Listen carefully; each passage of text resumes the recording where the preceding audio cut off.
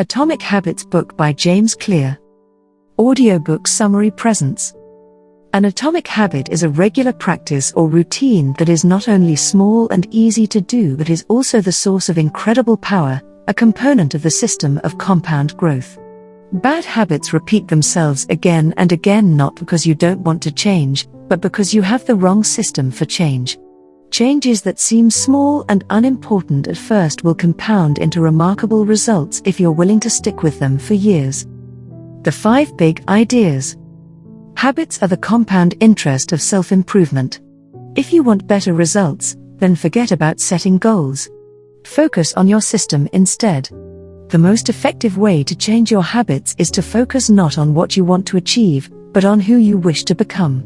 The 4 laws of behavior change are a simple set of rules we can use to build better habits. They are: 1. Make it obvious. 2. Make it attractive. 3. Make it easy, and 4. Make it satisfying. Environment is the invisible hand that shapes human behavior. Chapter 1. The surprising power of tiny habits. Success is the product of daily habits, not once-in-a-lifetime transformations. You should be far more concerned with your current trajectory than with your current results. Your outcomes are a lagging measure of your habits. Your net worth is a lagging measure of your financial habits. Your weight is a lagging measure of your eating habits. Your knowledge is a lagging measure of your learning habits.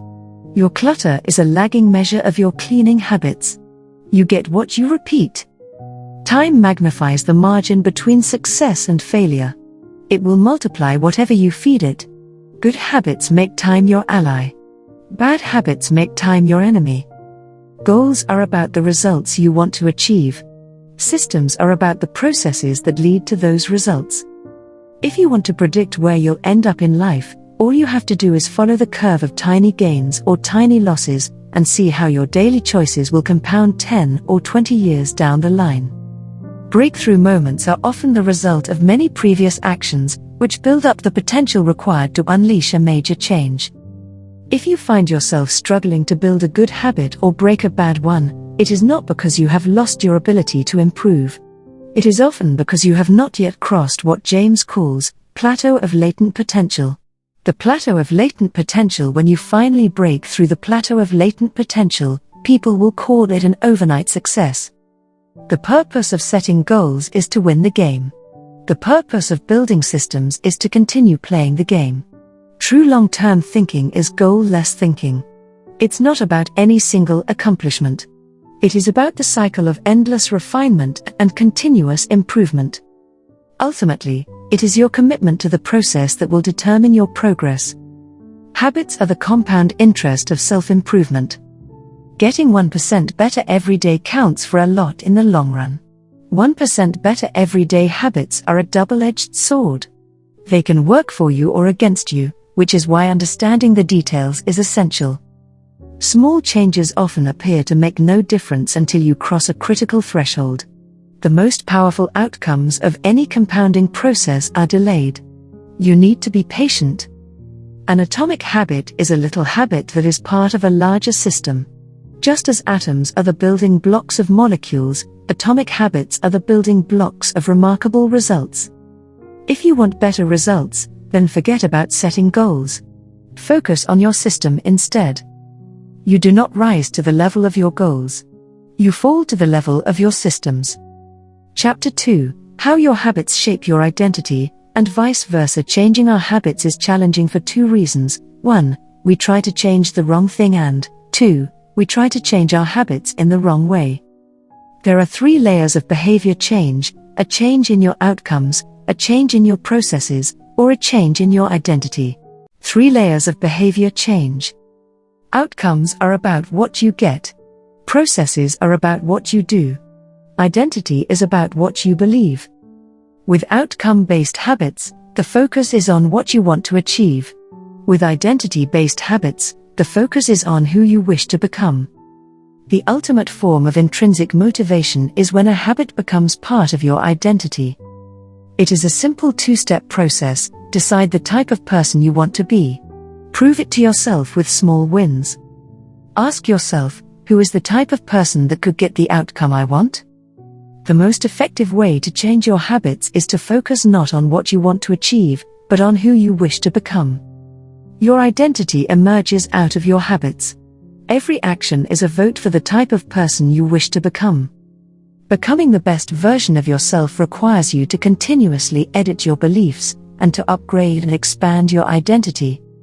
The real reason habits matter is not because they can get you better results, although they can do that, but because they can change your beliefs about yourself. Chapter 3: How to Build Better Habits in 4 Simple Steps. Whenever you want to change your behavior, ask yourself, how can I make it obvious? How can I make it attractive? How can I make it easy? How can I make it satisfying? A habit is a behavior that has been repeated enough times to become automatic. The ultimate purpose of habits is to solve the problems of life with as little energy and effort as possible. Any habit can be broken down into a feedback loop that involves 4 steps: cue, craving, response, and reward. The 4 laws of behavior change are a simple set of rules we can use to build better habits. They are: 1. Make it obvious, 2. Make it attractive, 3. Make it easy, and 4. Make it satisfying. Chapter 4: The Man Who Didn't Look Right. If you're having trouble determining how to rate a particular habit, ask yourself, does this behavior help me become the type of person I wish to be? Does this habit cast a vote for or against my desired identity? With enough practice, your brain will pick up on the cues that predict certain outcomes without consciously thinking about it. Once our habits become automatic, we stop paying attention to what we are doing. The process of behavior change always starts with awareness. You need to be aware of your habits before you can change them. Pointing and calling raises your level of awareness from a non-conscious habit to a more conscious level by verbalizing your actions. The Habit Scorecard is a simple exercise you can use to become more aware of your behavior. Habit stacking. The habit stacking formula is: after, current habit, I will, new habit. The 2 most common cues are time and location. Creating an implementation intention is a strategy you can use to pair a new habit with a specific time and location.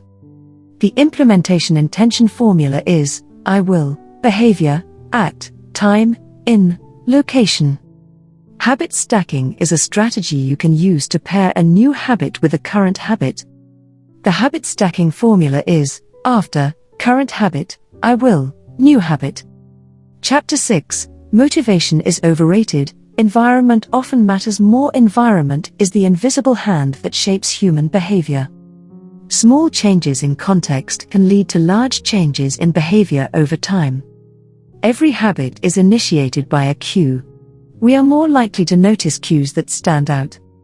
Make the cues of good habits obvious in your environment.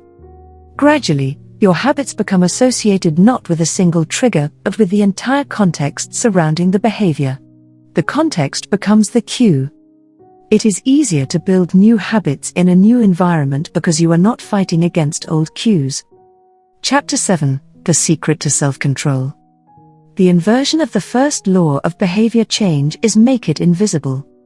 Once a habit is formed, it is unlikely to be forgotten. People with high self-control tend to spend less time in tempting situations. It's easier to avoid temptation than resist it. One of the most practical ways to eliminate a bad habit is to reduce exposure to the cue that causes it. Self-control is a short-term strategy, not a long-term one. Chapter 8: How to Make a Habit Irresistible. The second law of behavior change is: make it attractive. The more attractive an opportunity is, the more likely it is to become habit-forming. Habits are a dopamine-driven feedback loop. When dopamine rises, so does our motivation to act. It is the anticipation of a reward, not the fulfillment of it, that gets us to take action. The greater the anticipation, the greater the dopamine spike. Temptation bundling is one way to make your habits more attractive. The strategy is to pair an action you want to do with an action you need to do. Chapter 5: The best way to start a new habit. The first law of behavior change is: make it obvious. Many people think they lack motivation when what they really lack is clarity. The Diderot effect states that obtaining a new possession often creates a spiral of consumption that leads to additional purchases. One of the best ways to build a new habit is to identify a current habit you already do each day and then stack your new behavior on top. This is called habit stacking. Habit stacking. The habit stacking formula is, after, current habit, I will, new habit. The two most common cues are time and location. Creating an implementation intention is a strategy you can use to pair a new habit with a specific time and location. The implementation intention formula is, I will, behavior, at, time, in, location. Habit stacking is a strategy you can use to pair a new habit with a current habit. The habit stacking formula is, after, current habit, I will, new habit. Chapter 6. Motivation is overrated. Environment often matters more. Environment is the invisible hand that shapes human behavior. Small changes in context can lead to large changes in behavior over time. Every habit is initiated by a cue. We are more likely to notice cues that stand out. Make the cues of good habits obvious in your environment. Gradually, your habits become associated not with a single trigger but with the entire context surrounding the behavior. The context becomes the cue. It is easier to build new habits in a new environment because you are not fighting against old cues. Chapter 7. The secret to self-control. The inversion of the first law of behavior change is make it invisible. Once a habit is formed, it is unlikely to be forgotten. People with high self-control tend to spend less time in tempting situations. It's easier to avoid temptation than resist it. One of the most practical ways to eliminate a bad habit is to reduce exposure to the cue that causes it. Self-control is a short-term strategy, not a long-term one. Chapter 8. How to make a habit irresistible. The second law of behavior change is make it attractive. The more attractive an opportunity is, the more likely it is to become habit-forming. Habits are a dopamine-driven feedback loop. When dopamine rises, so does our motivation to act. It is the anticipation of a reward, not the fulfillment of it, that gets us to take action. The greater the anticipation, the greater the dopamine spike. Temptation bundling is one way to make your habits more attractive. The strategy is to pair an action you want to do with an action you need to do. Chapter 9. The role of family and friends in shaping your habits. The culture we live in determines which behaviors are attractive to us. We tend to adopt habits that are praised and approved of by our culture because we have a strong desire to fit in and belong to the tribe. We tend to imitate the habits of three social groups: the close, family and friends; the many, the tribe; and the powerful, those with status and prestige. One of the most effective things you can do to build better habits is to join a culture where, 1. Your desired behavior is the normal behavior and, 2. You already have something in common with the group. The normal behavior of the tribe often overpowers the desired behavior of the individual. Most days, we'd rather be wrong with the crowd than be right by ourselves. If a behavior can get us approval, respect, and praise, we find it attractive. Chapter 10. How to find and fix the cause of your bad habits. The inversion of the second law of behavior change is make it unattractive. Every behavior has a surface-level craving and a deeper underlying motive. Your habits are modern-day solutions to ancient desires. The cause of your habits is actually the prediction that precedes them. The prediction leads to a feeling. Highlight the benefits of avoiding a bad habit to make it seem unattractive. Habits are attractive when we associate them with positive feelings and unattractive when we associate them with negative feelings. Create a motivation ritual by doing something you enjoy immediately before a difficult habit.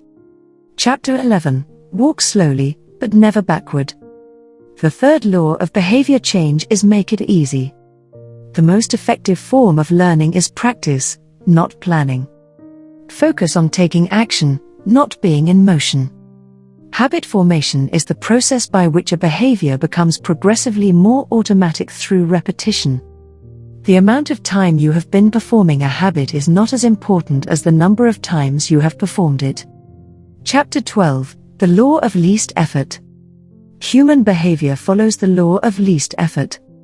We will naturally gravitate toward the option that requires the least amount of work.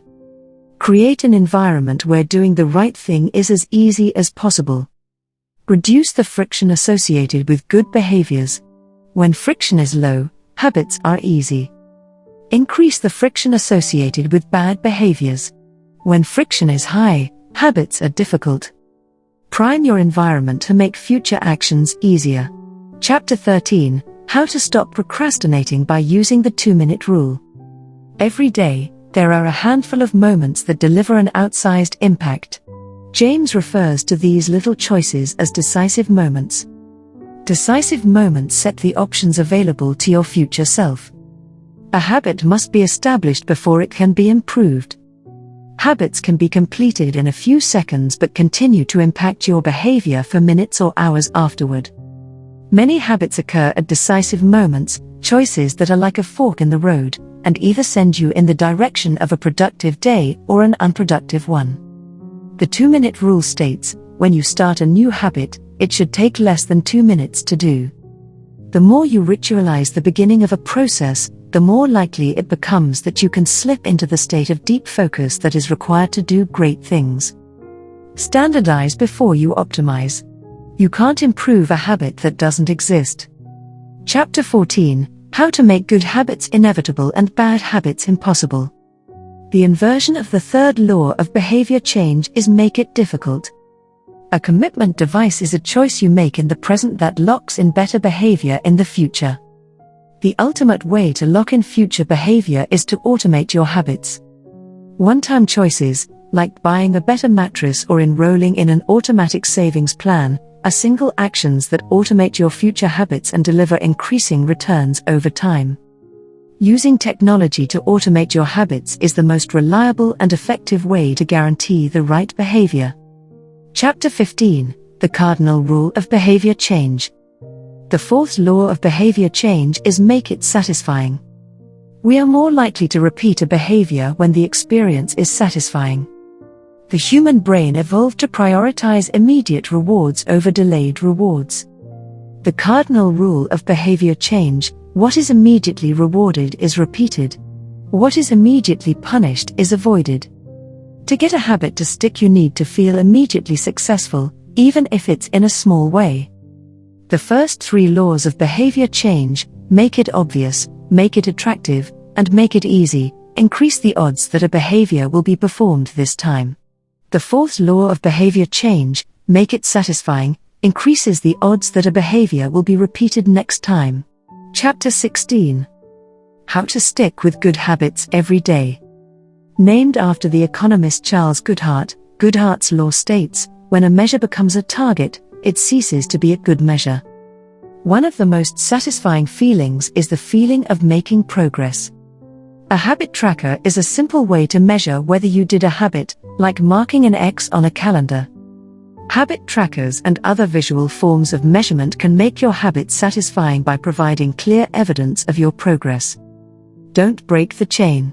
Try to keep your habit streak alive. Never miss twice. If you miss one day, try to get back on track as quickly as possible. Just because you can measure something doesn't mean it's the most important thing. Chapter 17, How an Accountability Partner Changes Everything. The inversion of the fourth law of behavior change is make it unsatisfying. We are less likely to repeat a bad habit if it is painful or unsatisfying. An accountability partner can create an immediate cost to inaction.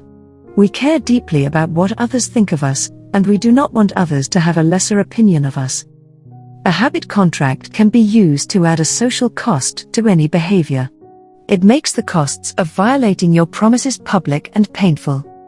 Knowing that someone else is watching you can be a powerful motivator. Chapter 18, The Truth About Talent, When Genes Matter and When They Don't. The secret to maximizing your odds of success is to choose the right field of competition. Pick the right habit and progress is easy. Pick the wrong habit and life is a struggle. Genes cannot be easily changed, which means they provide a powerful advantage in favorable circumstances and a serious disadvantage in unfavorable circumstances. Habits are easier when they align with your natural abilities. Choose the habits that best suit you. Play a game that favors your strengths. If you can't find a game that favors you, create one. Genes do not eliminate the need for hard work. They clarify it. They tell us what to work hard on. Chapter 19, The Goldilocks Rule, How to Stay Motivated in Life and Work. The Goldilocks Rule states that humans experience peak motivation when working on tasks that are right on the edge of their current abilities. The Goldilocks Rule. The greatest threat to success is not failure but boredom. As habits become routine, they become less interesting and less satisfying. We get bored. Anyone can work hard when they feel motivated. It's the ability to keep going when work isn't exciting that makes the difference. Professionals stick to the schedule, amateurs let life get in the way. Chapter 20, The Downside of Creating Good Habits. The upside of habits is that we can do things without thinking. The downside is that we stop paying attention to little errors. Habits plus deliberate practice equals mastery. Reflection and review is a process that allows you to remain conscious of your performance over time. The tighter we cling to an identity, the harder it becomes to grow beyond it.